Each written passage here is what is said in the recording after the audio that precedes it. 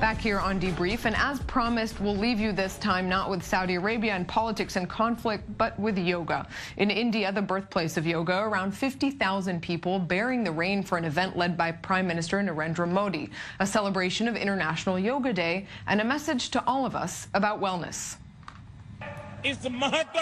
On this significant occasion, I urge my countrymen and people across the world to make yoga part of their life. There are many ways to achieve health, but wellness is more significant than getting fit and healthy, and that is why yoga is a very important medium to achieve that wellness. Orit Ashkenazi is an Ashtanga and Vinyasa yoga instructor here with me now. Orit, great to have you. Hi.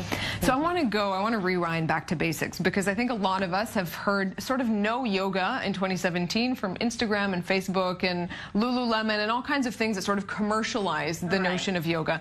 Take us back to the origin of the practice and what its actual goals are.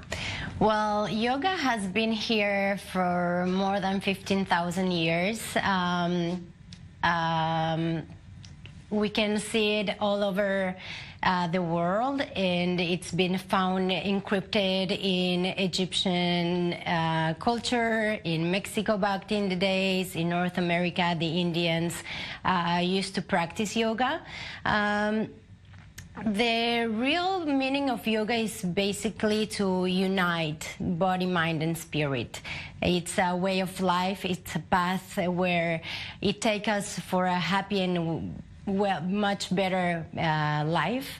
And the goals, it's really to find our own path in this life and connect with our inner self and be who we really want to be and who we are, and connect with the cosmos itself. Is the idea originally that that change needs to start with the mind or with the body? It's really, we prepare the body in order to get control of the mind. So it really starts with ourselves, with our body, and how we connect with ourselves and the world. And after that, a lot of practice, we will be able to control the mind. It seems like that it was almost an incredible premonition in a way from thousands of years ago, because now connecting those things is that much more difficult when we're all tuned in nonstop to our computers, to our smartphones. How would you say that the practice can be sort of translated into modern life? Well, actually, I think we need yoga more than ever, because the way in our lifestyles that we live today, we really need to find that moment to find the time of peace of mind, to get quiet. And we live in a world that we're running all the time, and we're stressed all the time, and we forget the true meaning of life. So this is the time to start practicing yoga. And you can also see that a lot of companies are bringing yoga into the workplace, and employees are being taught yoga, and it's very important.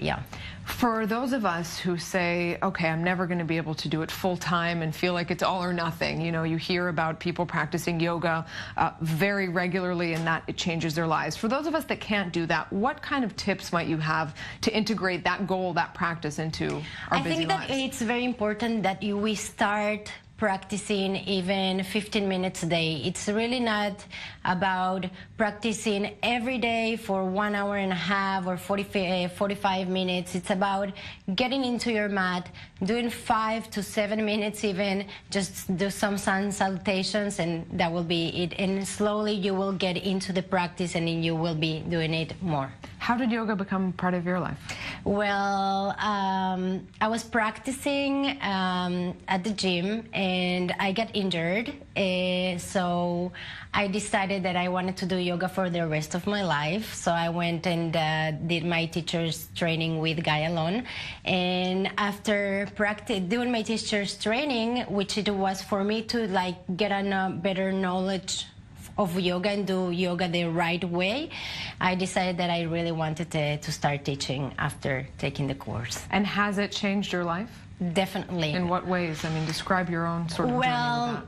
You know, when you were a kid, everybody used to ask, what do you want to be when you grow old? What do you want to be? So I always used to say, I will know when I know. I will know when I found out. And I went on and did my search, and I did a lot of things in my life until I got to yoga, and I decided that if someone asks me what do you want to be when you grow, is being a yoga teacher. You found your calling. Yeah. Orit Ashkenazi, thanks very much for that. So much. I'm one of those people, like a lot, who say, we're going to do it, we're going to start yoga, we're going to get into it, and it doesn't happen. So this is a reminder of that. 5 minutes a day, that's 5 all. minutes, and at the very least to breathe. I think Right. everybody that works in news can definitely use a little bit of yoga and a little more breath anyway. Exactly. Orit Ashkenazi, thanks very much for that. That's it for us this time. We'll be back here on Debrief tomorrow, same time, same place, with another edition from right here in our studios in the Jaffa Port. Until then, breathe. Have a great night.